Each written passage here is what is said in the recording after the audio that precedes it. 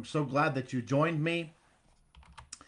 This is Jason with the Secure Project. Today we're going to dive into something every couple goes through, but few people understand. It's the 5 stages of relationship. Now, relationships are built on what I call the 5 C's, okay? Commitment, communication, closeness, connection, and conflict. Those are the 5 things that build any relationship. So your relationship with your parents, your relationship with your friends, your relationship with your partner, your spouse. This is how that relationship is going to be built. It's going to be built on commitment, communication, closeness, connection, and conflict. Now, the challenge is your first relationships aren't with your current spouse. They're previous relationships, primarily your childhood. And in your childhood, you learned how to navigate relationships. Okay? When you were a child, you learn patterns around these 5 areas. Okay? Some of us grew up learning to avoid conflict, to stay safe. Or we learned that communication, this is how it happens. Or my voice doesn't matter. Or if I don't pursue, okay? If I don't pursue, some of us grew clinging for connection when we were children because that's how we learned to get love. So these early stages of life, they kind of create within us, we get these adaptive strategies so that as adults, see, we end up leaning either avoidant or anxious in how we do relationships. Well, the fact is that we get that built in us, and that's how we survive or adapt to the relationships with our primary caregivers and those of our childhood. But then, voila, one day you meet someone. Now, when you meet that individual, suddenly there are 6 powerful chemicals that take over your entire system. A lot of people don't realize this, but as you start the dating phase or the courting phase, you have 6 different chemicals that are going to show up in your body, okay? And they're going to drop, and when they do, you are going to be drugged by God, okay? You have dopamine, you've got norepinephrine, serotonin, oxytocin, vasopressin, and endorphins. Now, let me explain to you what these hormones do. Dopamine is super powerful, okay? You're being drugged, okay? So these chemicals, they're going to push past the past fear. They're going to push you past the fear, past the anxiety, past the avoidance that you have in these 5 areas. So these chemicals are going to help you build relationship. You're going to forego, okay? So dopamine, you're going to forego those past patterns and cycles and strategies and behaviors because you're going to be drugged by God, all right? So dopamine gives you this excitement. It gives you motivation. It's why you can't stop thinking about this person that you have just met or that you're dating. Norepinephrine gives you, that's the thing that gives you butterflies in your stomach. It gives you focus, intensity. It gives you energy. Now, serotonin actually drops when you meet someone.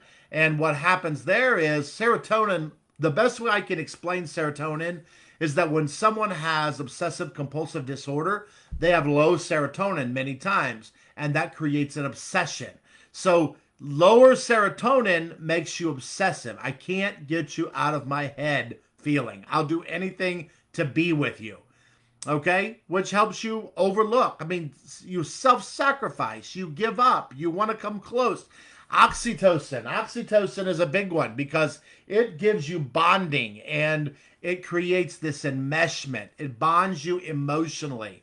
It's the same thing released between a mother and her child when that child is born. Vasopressin builds loyalty and commitment. It causes you to want to be together no matter what, and it makes you loyal to that individual. Vasopressin is the same thing that they try to produce in the armed forces. They put you in a boot camp with someone you've never met before, and they cause you to go through trials together and situations, do things together. Okay? You're going to work together, teamwork. And what happens is it releases vasopressin. Vasopressin builds loyalty and commitment. And then, of course, you have these endorphins, which are amazing because endorphins make everything calm. Your nervous system is calm, so you're not constantly in fight or flight or freeze or fawn mode. Your nervous system is calm, you're happy, and it automatically makes you feel safe. It's literally painkillers and mood stabilizers, okay? That is what you have. It's an incredible design because God literally wired your body to pull you toward connection. This is what we call falling in love. The bottom line is, unfortunately, it's not the real you. It's just you on drugs. You're operating under the influence, okay, of divine chemistry. You date, you court, and that goes so well until you say, I do. And that leads you to the next stage. Once you say, I do, you go into that honeymoon stage, and that honeymoon stage where everything feels perfect, you're on top of the world, those hormones are at their highest, and you can't imagine ever fighting. But slowly, something is going to begin to happen after this honeymoon phase. This honeymoon phase, you can't have these chemicals in your body for a long period of time. It actually exhausts you. So slowly, these chemicals that create this excitement, this motivation, this connection, this focus, this energy, this obsession, these butterflies, this bonding, this closeness, this commitment, this loyalty, it's stabilizing your mood. It's bringing you a sense of calm. Those chemicals are going to start to fade away. And this representative that is dating the other person or courting the other person, now married to the other person, that representative is going to disappear. So some people, this takes very little time, and for some people, it happens actually quite quickly, or it takes a much longer period of time. So sometimes it takes years. On the average, it actually takes about 3 years, but it always happens, and that's the guarantee. And when that happens, and you come out of that honeymoon phase, and those hormones begin, they go up, and then they begin to dissipate. You go from I do, okay, these hormones dropping. It kind of sounds like this.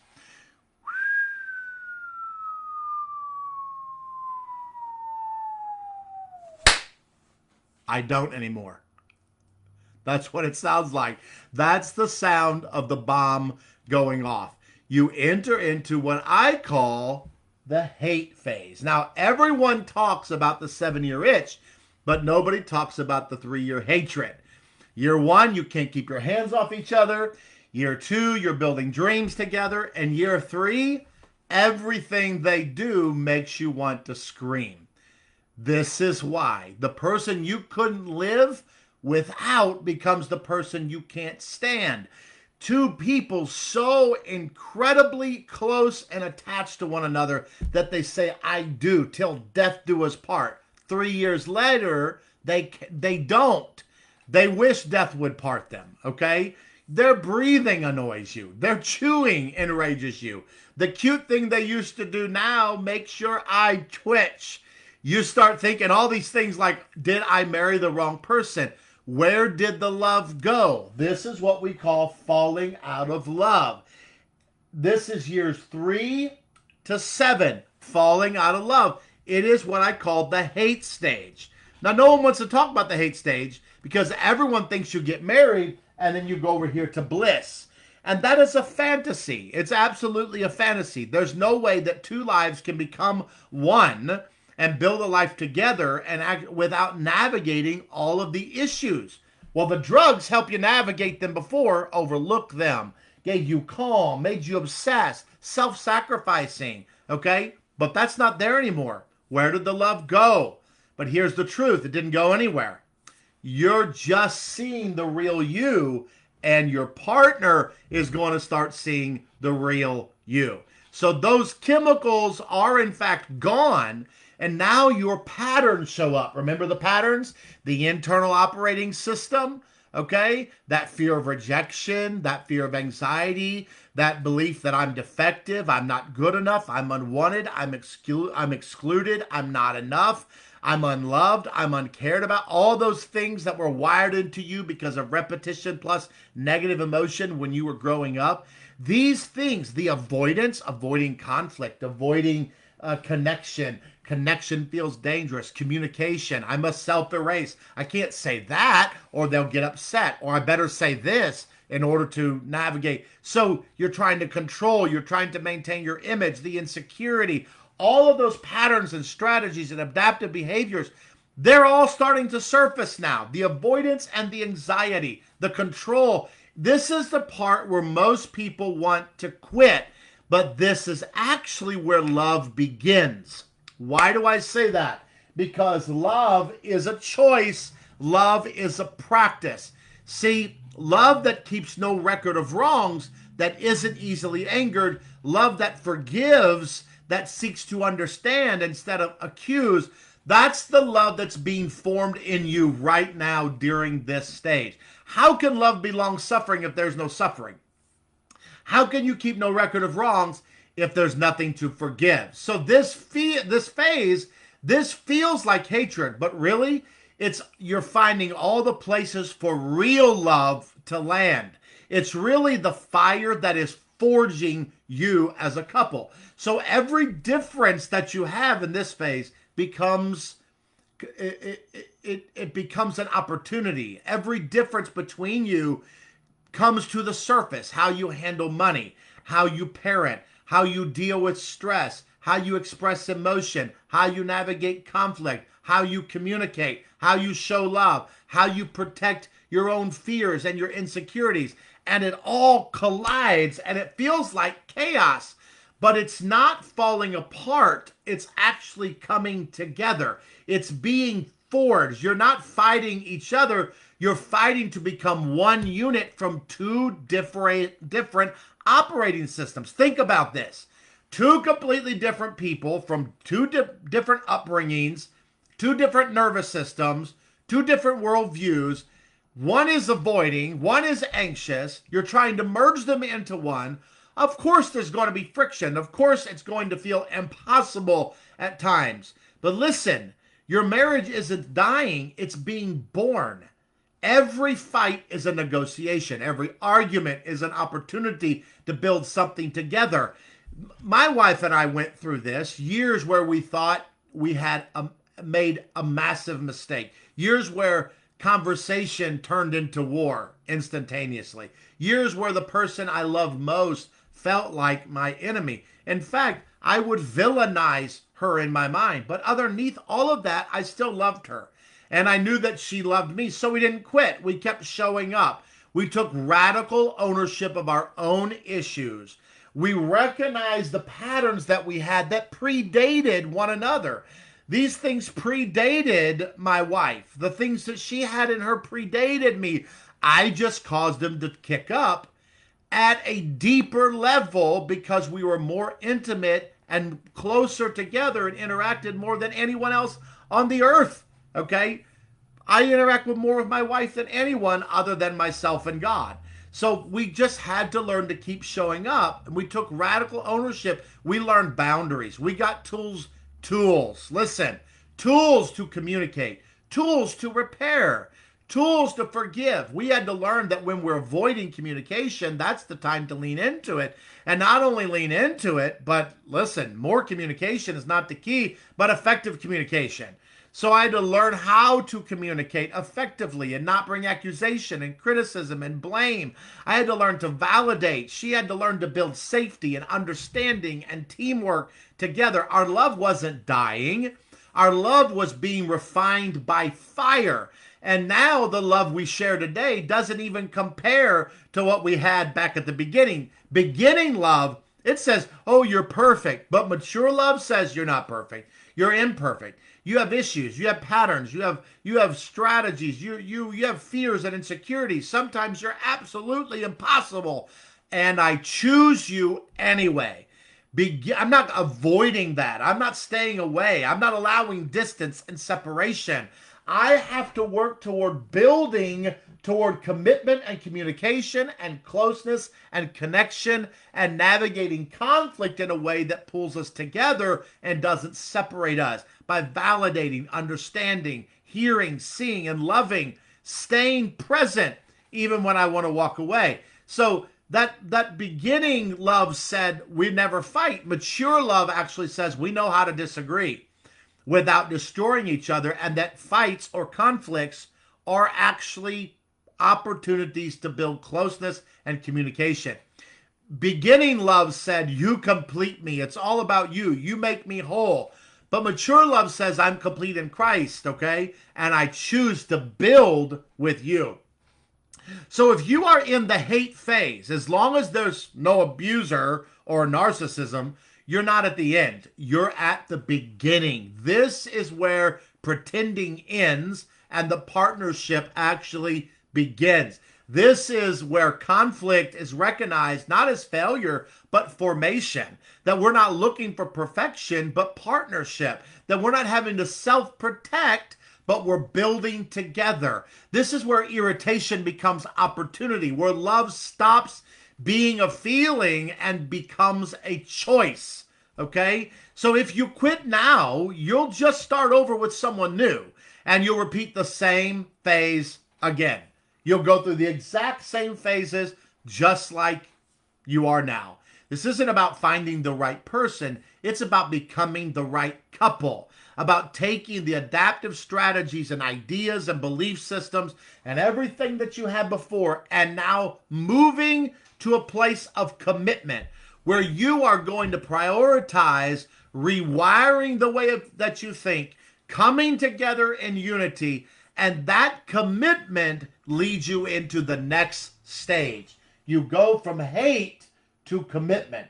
Now, most people in this stage of hate, they stay there from 3 to 5 years, and they're either going to divorce, or they have an affair, or they end up just being roommates. Now, a lot of Christians who don't believe in divorce, they end up just living together as roommates. They cohabitate, and all of these 5 things in the commitment, the communication, the closeness, connection, conflict, they just live in the same house because they don't believe in divorce. I don't believe that that's abundant life. I don't believe that that's what God called us to.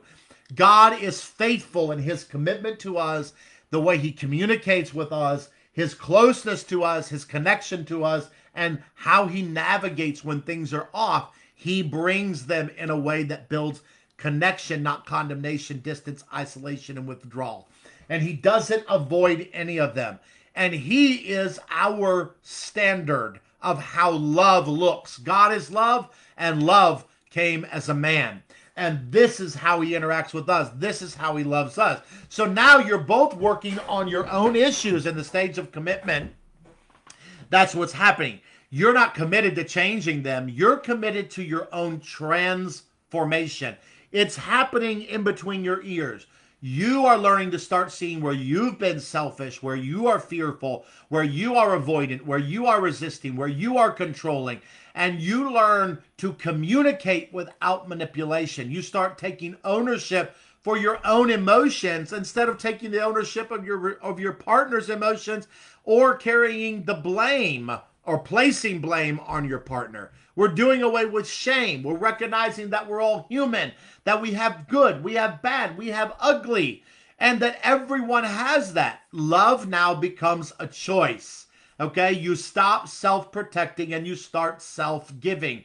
You start learning the tools to express what you want and you desire. You don't take everything personally. You stop looking at every no as rejection. You start recognizing that the things that are in your partner predate you and they're not personal and they're actually things to navigate. You become the safe person and the safe place where they can come and you meet them where they are and you validate and you love them and you communicate with them and you build trust again and you create safety in the relationship and you become actual partners.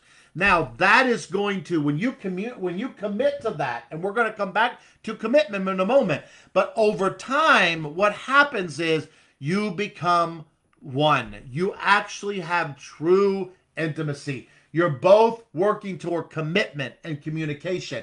You both want closeness. You both don't want to accuse or blame or deny one another. You both don't want to test one another's love. You're not playing those games. You're maturing and recognizing that love is about prioritizing the other person, not about gaining ground for yourself. You're learning to love as God loves you and as he wants you to love others. So you're leaning into commitment, you're leaning into communication, you're leaning into closeness, connection, conflict. You're learning tools. These tools are so powerful. One of the tools that I give couples I work with is a set of 12 questions to ask each other every week. And they're going to cover the 7 ways to connect, okay? Emotional, spiritual, relational, social. You're going to learn 7 different ways to connect with your spouse. And then you're looking at what your needs are, what your feedback is. Is there anything I did this week that made you feel loved particularly? Is there anything that you need or want from me that could make your week better or could show you that I love? You're actually concerned about the other person. Okay, and you're expressing these things to one another. You're opening up for effective communication. Another thing that I do for closeness is I'll have them look at each other and say, between 0 and 10, where do you grade? How are you experiencing our relationship right now? 0 being bleh, and 10 being all right. And if they say, well, a 5, it's at a 5. Then I have them ask, what can we do together as a couple to take that up by 1 point? And then they will reveal what they need for connection or for closeness. These are tools that we have never learned about. We learn how to ask for what we're wanting and then not take everything as rejection when it doesn't happen. This is true intimacy. It's safety. It's understanding. It's unconditional love. It's grace. Well, that sounds like bliss to me. So what you actually got married for, which was bliss, no one told you that you weren't going to get that in the honeymoon stage and that you were going to have to go through hate and then come to commitment and then come into bliss where both of you are fully known and still fully loved. This isn't the old chemical high that you had over here. This is deep. It's grounded love. It comes out of choice. It's the real you. It's the healed you. It's the secure you. All right? Now, in order to come into this, I have a challenge for men. Because in marriage, in the great scheme of things, the bottom line is that men have a unique role in this happening. Now, this role has been twisted and contorted and really misused, particularly by religion. But I want to put it and reframe it back into its original intention. Okay? Christ is the head of the church, and the church is called his bride. So Christ is the head of his bride. So when you look at headship, and I want to talk about that right now, men, think about the role of this head on my body. Every movement of my hands, every bending of my knees, the sitting, the speaking, everything is initiated by the head. Initiation. Remember that. This head is responsible for everything that happens in this body. This head is running it. If I cut off this hand, this body can still function. If I cut off my left foot, this body can still function. If I remove my teeth, this body can still function. But if I sever the head from the bride, okay, if I sever the head from the body, Christ is the head, the body of Christ is the church, his bride. If you sever the head from this body, what happens? Everything dysfunctions. The lack of headship promotes dysfunction. Now, a lot of men don't like this because they don't know how to lead themselves. They don't know how to influence themselves to carry this forward. But I'm going to talk to you for just a moment. And if you need further coaching, you need guidance, you need tools, you need equipping, I've got a 14-week pathway that will absolutely revitalize your marriage. Okay, we can go into that. I also work with men on their own just about self-leadership, and we can work through all those issues together. But let me talk about headship. Headship is responsibility, it's initiation, and here's the pattern and the model that we have, and that is as Christ loves the church. Headship shows up in love. Headship cannot show up unless there's love. This is how Christ loved the church. Husbands, this is Ephesians, love your wives as Christ loved the church. Well, I want to talk about how Christ loved the church because God is on a throne. God has dominion. He has power, authority. He can absolutely operate from that place, but he didn't do that. He made a new covenant where he left his throne and he came as a man, and he became lower than the angels, and he sacrificed himself in order to love. He took the lead in reconciliation. That's his ministry. He took the lead in redemption. That's his plan. He took the lead in relationship. That's his covenant. Okay? He took the lead. That is the key. A husband loves his wife as Christ loves the church when he takes the lead. This area of commitment is about prioritization. Now, there are a few areas I want to show you how God leads in relationship. So we're going to have to rewind all the way back from the New Testament, jump back through Malachi, all the way through the patriarchs and the prophets, get back to Genesis. We always start at Genesis 3, which is the fall. We're going to jump before Genesis 3. What would it look like right now in relationship with God if there was no fall? Okay? So pre-fall, what did it look like? God created a garden called Eden. The word Eden means presence. That's the first key, is staying present. The second is invitation.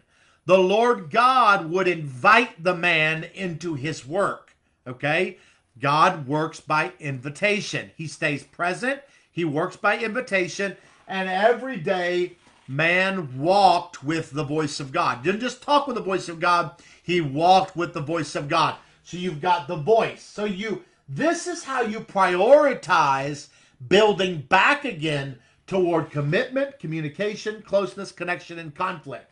You have to stop avoiding showing up.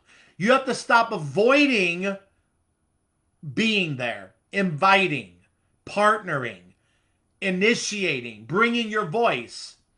Let me ask you a question. When it comes to presence, does God's own bride, his church, does she reject him?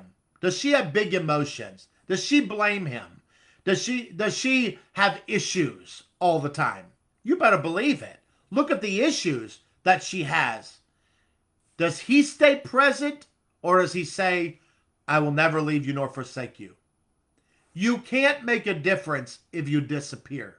Now, some of us learned when we were children, avoid connection. It's always danger. It always ends up bad. You always end up at fault. You're not good enough. You're defective. You don't matter anyway. You're disrespected. You're not important. You're unwanted. Does that make a difference? What is your role as the head? If this head got upset every time this body had a pain, this head would exit and there would be complete dysfunction. You have to stay present. When you come to the Lord with issues, is he there for you? Does he stay present? Okay? Does he demand perfection? No.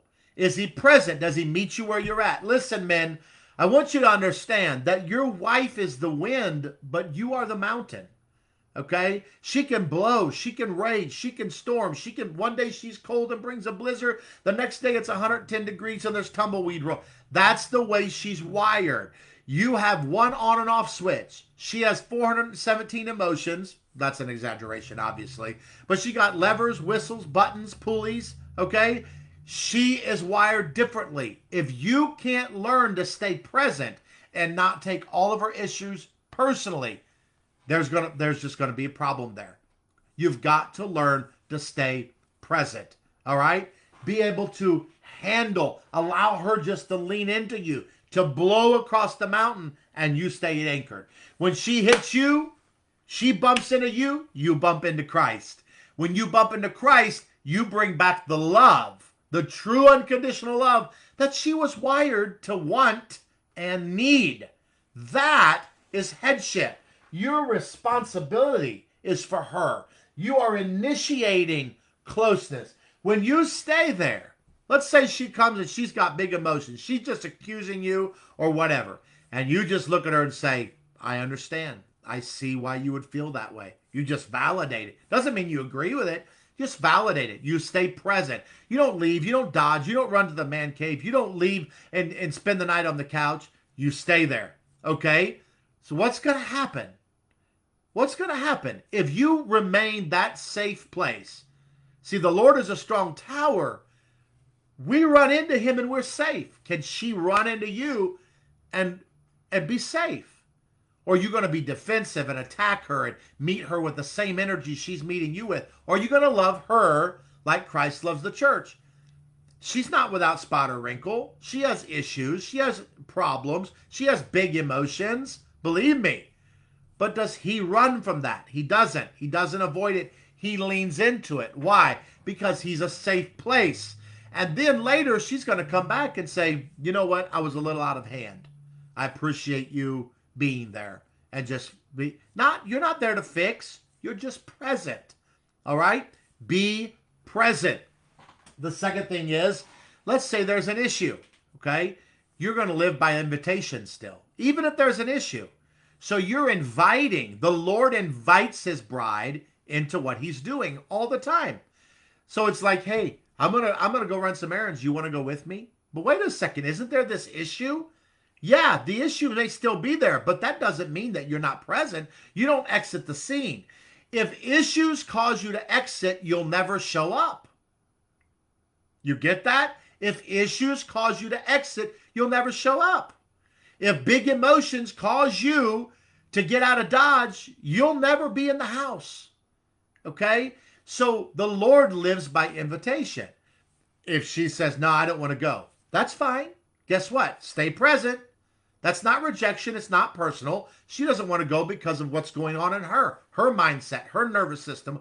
Just live by invitation. You know what? I'm going to go in about 10 minutes. If you change your mind, let me know. You've got calm. You are calm. See, that's where your voice is coming in. Your voice is sounding like how God speaks to you and how God communicates with his bride. In him there is no condemnation. He removes doubt. He removes blame. He said he'll give you double for your shame. There is no accusation in him. So when that voice communicates, it's like this. Hey, baby, I'm feeling this way. It's not your fault. It has nothing to do with you. This is just how I'm feeling. If we could do this together, that would really help me. You see how the calm, there's no accusation, no blame, no criticism there. Okay? So this is the way he operates. And when he does this, he prioritizes her. Christ prioritizes the church. All right? He prioritizes her. Now, she's not the head. Okay? But she is the priority of the head. Your first priority is her, not the children. Your first priority is her, not the church. Your first priority is her, not your ministry, not your hobbies, not your friends. Your first priority is her. If there is a gap in commitment, if there's no communication, if there's no closeness, no connection, and conflict leads toward resentment, bitterness, and separation over time, I'm telling you, that is falling the lot of the man, the husband, to become responsible and initiate. How are you going to do that? You have to learn to get past your big feelings. He operates through presence. He operates through invitation. He operates through voice. Why? Because he also doesn't have walls. He stays open. Okay? He's not bitter. He doesn't hold resentments. He doesn't try to trick us or manipulate us. He simply tells us what he wants and gives us the opportunity out of free will to do that. And he doesn't get angry with us. He leads with his voice. He brings direction, not dictatorship. Headship brings partnership. Headship brings partnership. Partnership produces relationship. Okay? That's what is produced when headship brings partnership. The Lord's always coming close to us. That's what he's doing. In spite of our fractures, weaknesses, humanity, while we were yet sinners, he gave himself for us. That's how a man loves his wife. And when that happens, guess what returns? You're going to be surprised. These hormones come back again. That's right. Those same 6 chemicals, dopamine, oxytocin, vasopressin, okay, they all reignite naturally because connection and safety and love start flowing again. Okay? There are 7 ways a man connects with his wife. And when he leads with headship, When he initiates through presence, through invitation and voice, he produces the environment where love flourishes. This is called his presence. That's exactly what the Lord does. He shows up to his bride, ready? He initiates, he invites, gives his voice, he forgives, he produces an environment called his presence. That's where love can flourish. This is the image of Christ and his bride. This is what real lasting love looks like. This is how relationships are born through fire, not destroyed by it. So that is the snapshot. There's a ton that goes into that. This is so simplified to help people get an initiation of what it takes. Now, we can work on a lot of areas. I can help you to rewire and transform your mind by the word of your Father. And we can get away from these, I'm not enough. That's not what God is saying. So anytime you come into agreement with what